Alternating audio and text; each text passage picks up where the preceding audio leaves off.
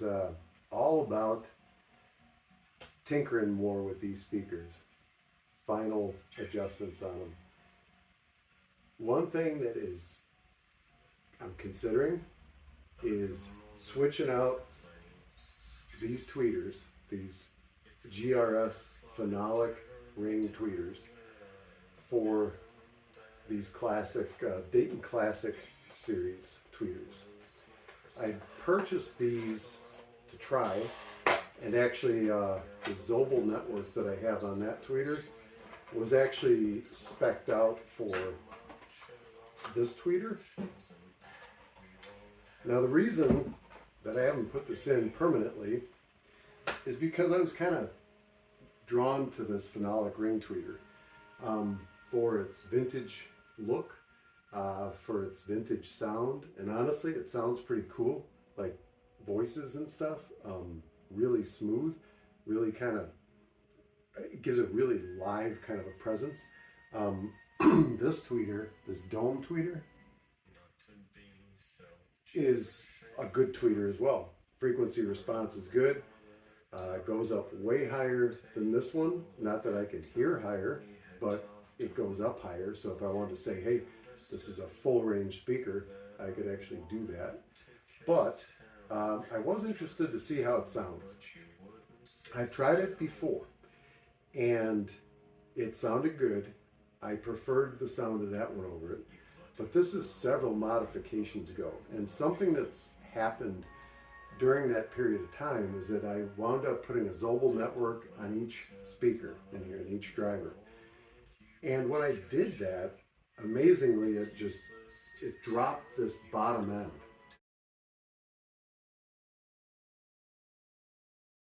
down. So it's nice and even, it's fairly flat, but it's down in SPL compared to the rest of it. So that was an odd thing that happened. So I'm interested to see if the same thing happens with this tweeter or if it improves. So that's kind of why I was considering trying this one. So I'm going to, we've got a frequency response in front of us here that you can see the high end as far as where it's at. And so this is where I'm talking about here.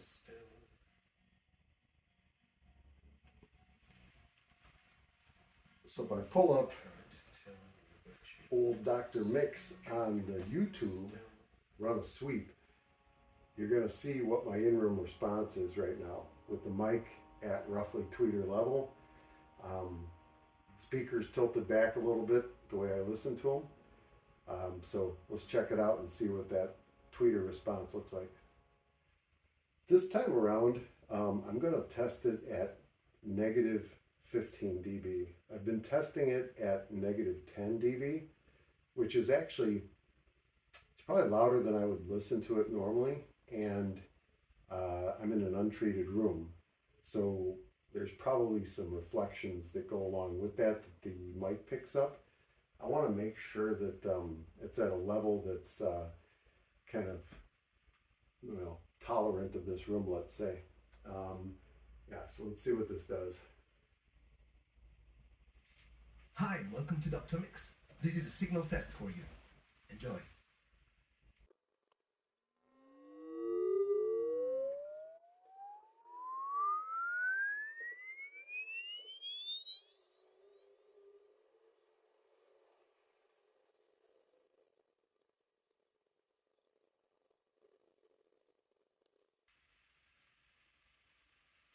If you want to know more about our mixing and mastering services, please visit us on drmix.com.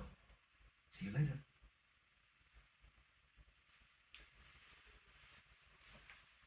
Okay, so what I was looking at was right in here. My crossover is at 5,000.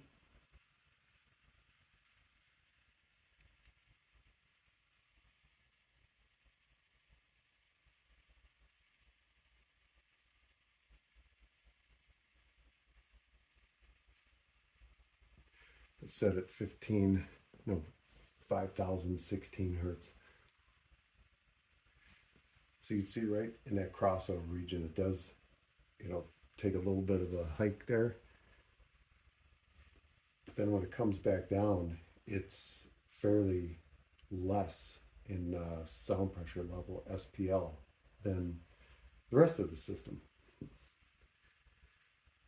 So I'd like to try to bring this up if possible, which is exactly the opposite of what I had been doing in the very beginning stages of putting these together. It seemed like the tweeter was always too loud. Now it's just the opposite. So what I'm going to do is I'm going to go ahead and transfer the Zobel network onto this tweeter, and then I'm going to put those in there and do both a frequency test as well as just subjective listening to see what I think. So I'm going to go ahead and pause this video and get you situated so you can see what I'm doing, and then we'll go ahead and put the Zobels on here and stick them back in the cabinets and see what happens.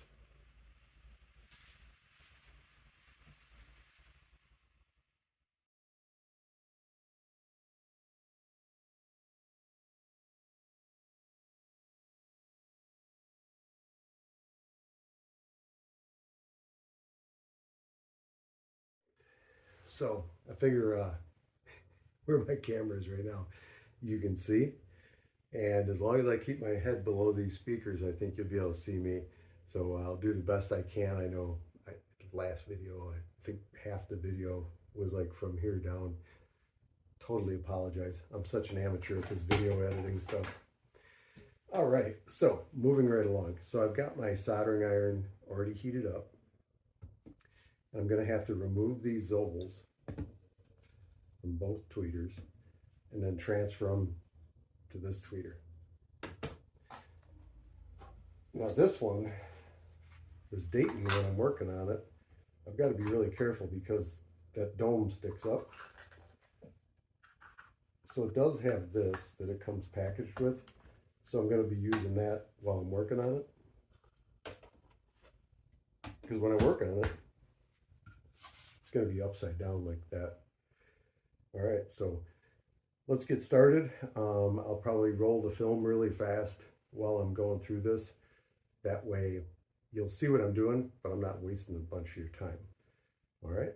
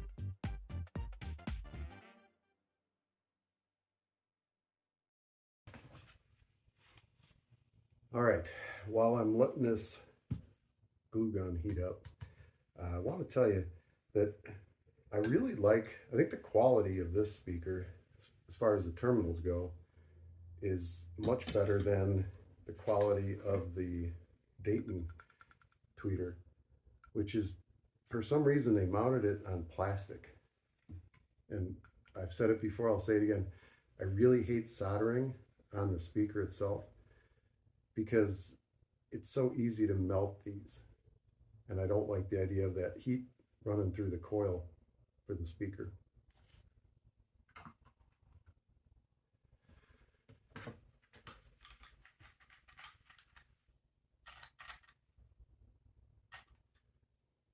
Not yet. Oh, while it's heating up though, I do have to take care of one thing. I need to drill holes in that one.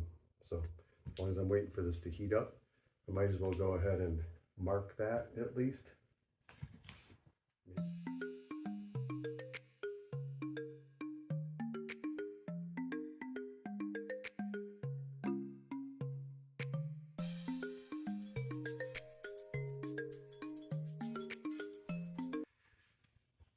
I smell hot glue, that's a good sign.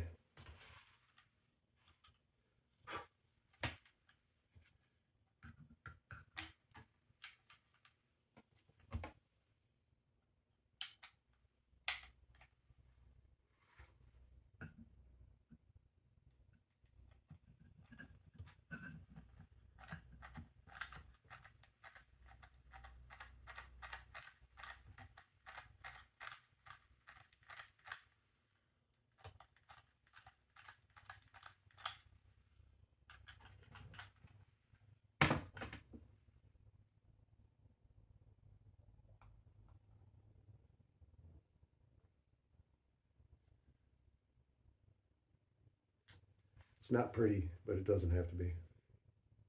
Just got to hold it there.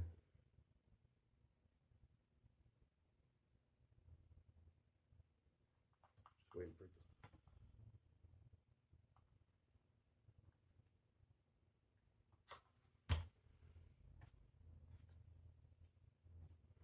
to... Okay, that one's good. Let's try this one.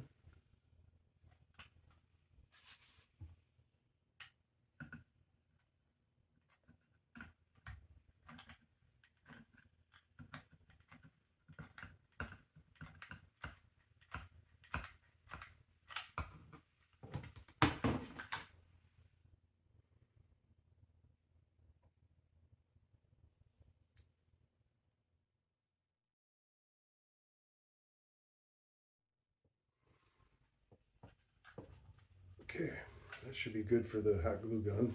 I can unplug that now.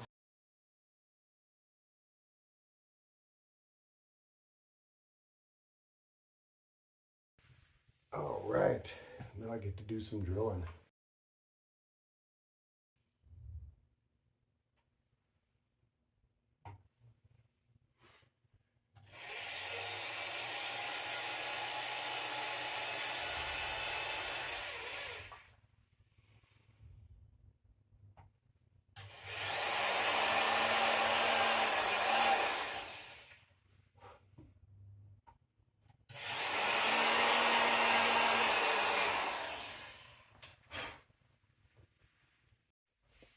Just so you could better see what I just did there. I put that hole in there, that hole, and that hole. And the cool thing is they're right on that line of the other tweeter. So if I do go back to using the other tweeter, it'll hide that hole.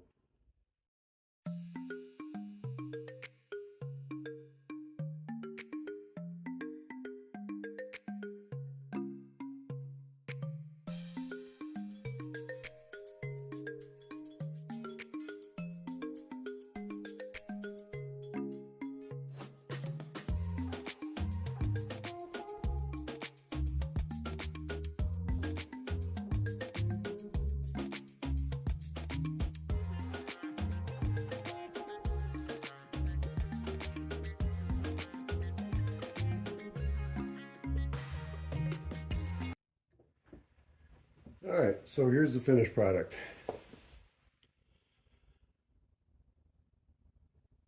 And at least it looks more symmetrical with the other speakers because of these trim rings.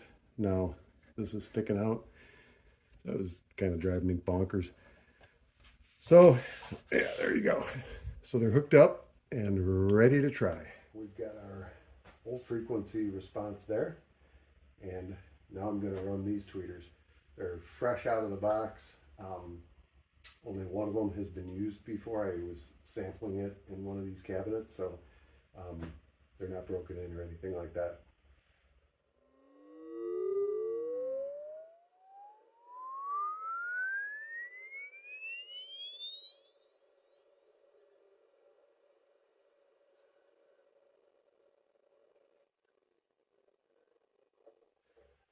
I'll tell you what, that blew my mind. It's almost identical. It is literally almost identical to the old one. I think I'm going to disconnect one speaker and just test it at one of these two speakers and see what it looks like.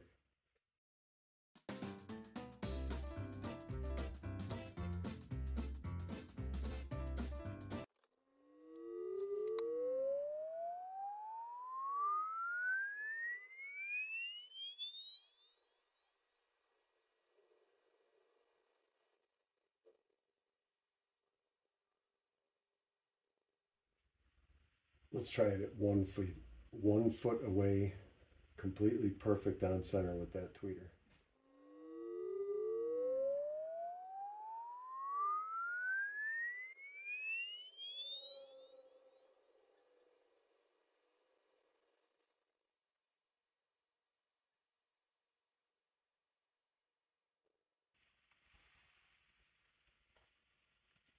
If you want to know more about our mixing and mastering services, please visit us on drmix.com. See you later. I'm not sure what to make of that. Are you? Put your comments down below. That is really weird. Oh boy. For every time I think I have a solution, it leads to two more questions. Let's take both speakers, measure them again one last time.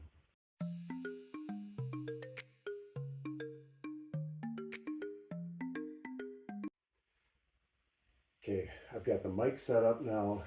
This is tweeter level with the speakers off those little wedges. And I'm going to run both speakers together.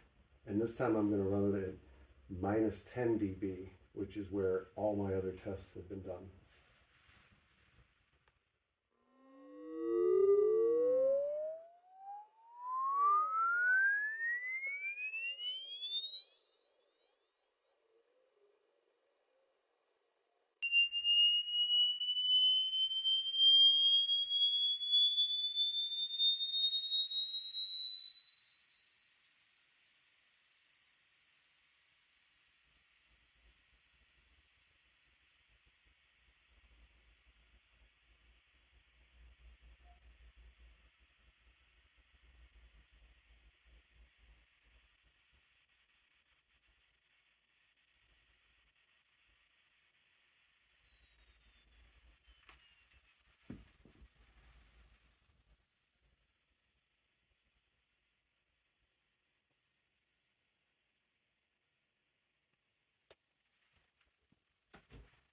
If you want to know more about our mixing and mastering services, please visit us on drmix.com.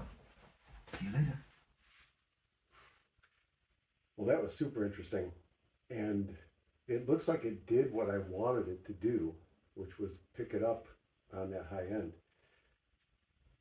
But I think you can see how much difference it makes depending on where the mic is at, what decibel level the receiver's at.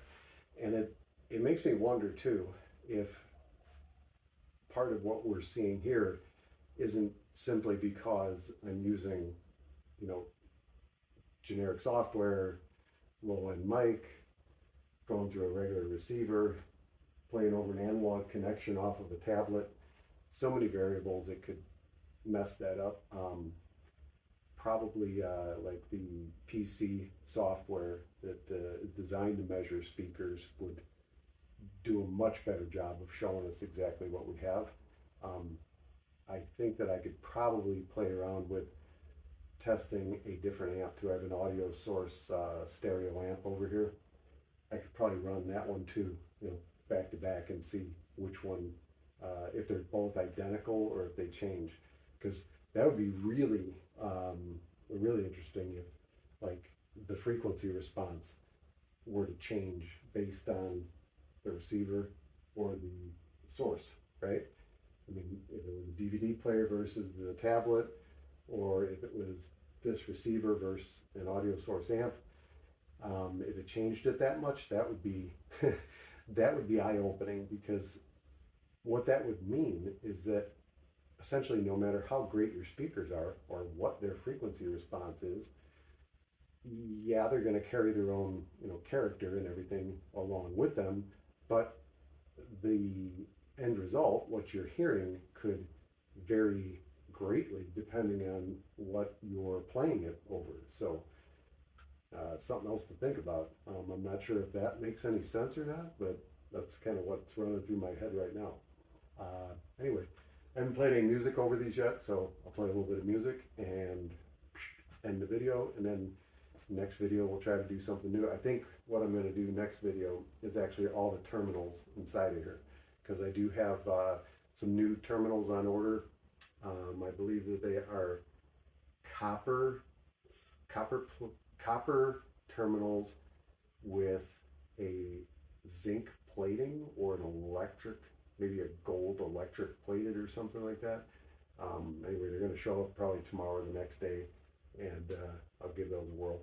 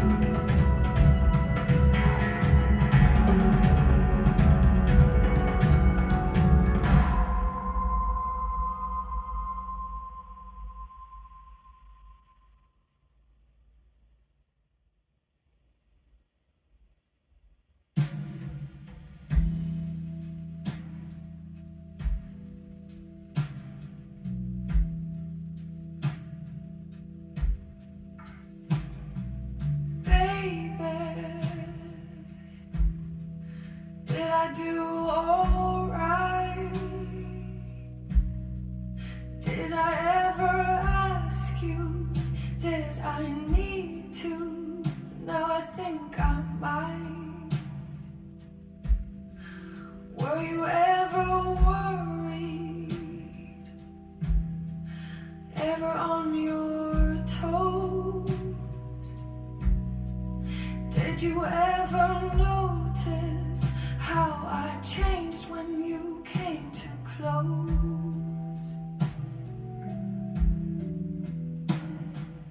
If you knew me now, if you knew me now,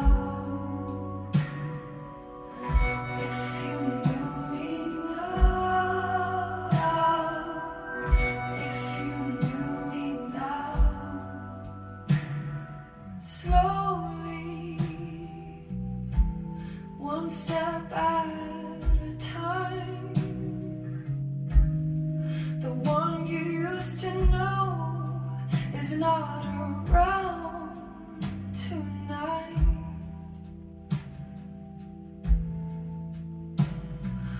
Free me, close your eyes and let me go. Show me that kind of strength, that kind of warmth, that kind of love. If you knew me now, if you knew me now, if you knew me now, if you knew me now, do I still cross your mind once in a while?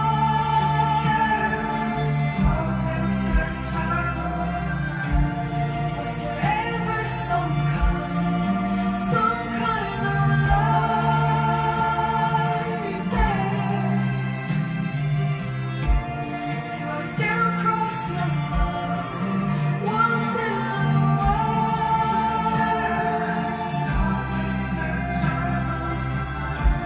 Was there ever some kind of love? Oh, love. If you knew me now, if you knew me now, if you knew me. Wow. Well, they definitely sound different, for sure. I did like the way the other one sounded, but I've never heard two of these at the same time. And I'm going to throw around one of those audiophiliac names. I think that's how you pronounce it. But airy, spacious, really good image, I think. That's really wild. Big difference in the way that they sound. I'm looking forward to tomorrow when I'm working. I'll be playing music in the background. I'm curious to see what that difference will be. $7 difference between the two tweeters, between the GRS and the Dayton. They have completely different kind of sound profiles. This one did seem like it picked up that high end where I needed it to, and it's sounding pretty good. This might be a keeper. I'm not sure.